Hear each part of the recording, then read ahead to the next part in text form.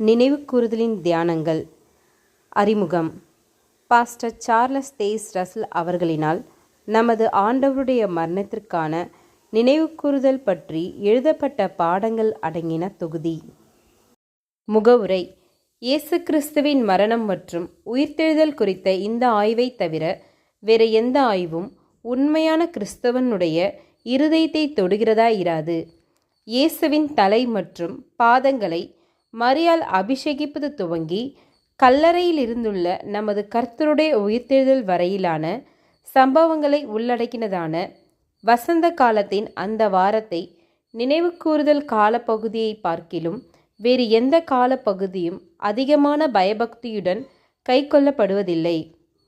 பழைய ஏற்பாட்டின் சரித்திரத்தில் இடம்பெறும் பஸ்கா காரியத்தினை தேவனுடைய குமாரனால் ஈடுபலி கொடுக்கப்பட்டதில் உள்ள அதன் நிறைவேறுதலுடன் இணைத்து இந்த ஆய்வானது ஈடுபலியினுடைய புனித சிவப்பு நூலையும் மற்றும் மனித சரித்திரம் அனைத்தின் திருப்பு முனையாகிய கல்வாரியில் நிகழ்ந்த பலியையும் கையாளுகின்றதாய் காணப்படுகின்றது.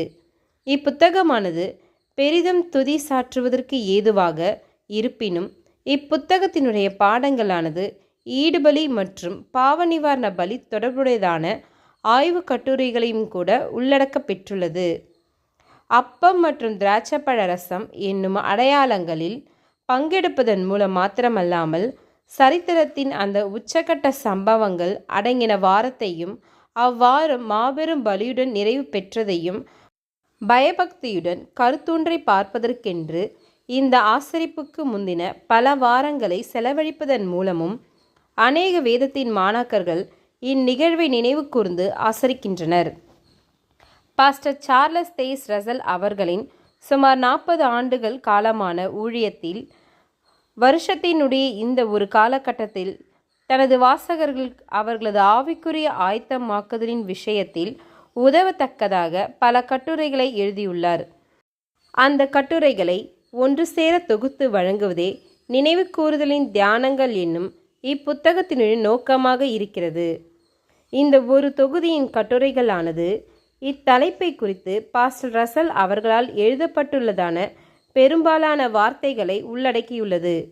இப்புத்தகமானது தலைப்புகளாக பஸ்கா தொடர்புடையதான கட்டுரைகள் பிரதானமாய் தனிப்பிரிவுகளிலும், வெற்றி பிரவேசம் தொடர்புடைய கட்டுரைகள் முக்கியமாக இன்னொரு பிரிவின் கீழும், இப்படியாக பல பிரிவுகளின் கீழும் பிரித்து வழங்கப்பட்டுள்ளது. இந்த ஆய்வு பொருளானது வருடாந்தோறும் என்று அடிப்படையில் கையாளப்படுவதினால் ஒரே மாதிரியான தலைப்பை உடைய அநேக ஆய்வு கட்டுரைகளானது தேவைக்கும் அதிகமாகவே வழங்கப்பட்டிருக்கும்.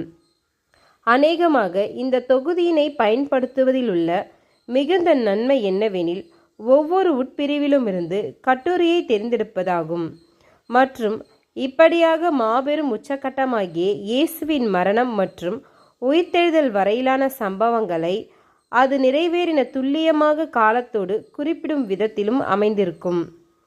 இங்கு செய்யப்பட்டுள்ளதான ஒரே திருத்தம் அந்தந்த குறிப்பிட்ட வருடத்திற்கான கட்டுரையில் நினைவுகூர்தலின் தேதி குறித்து வரலாற்று பதிவுகள், உள்ளூர் ஆசரிப்புகள் குறித்த விவரங்கள், பல்வேறு பட்டணங்களில் கலந்து கொண்டவர்களின் எண்ணிக்கை பற்றின அறிக்கைகள், தகவல்கள் நீக்கப்பட்டுள்ளதாகும்.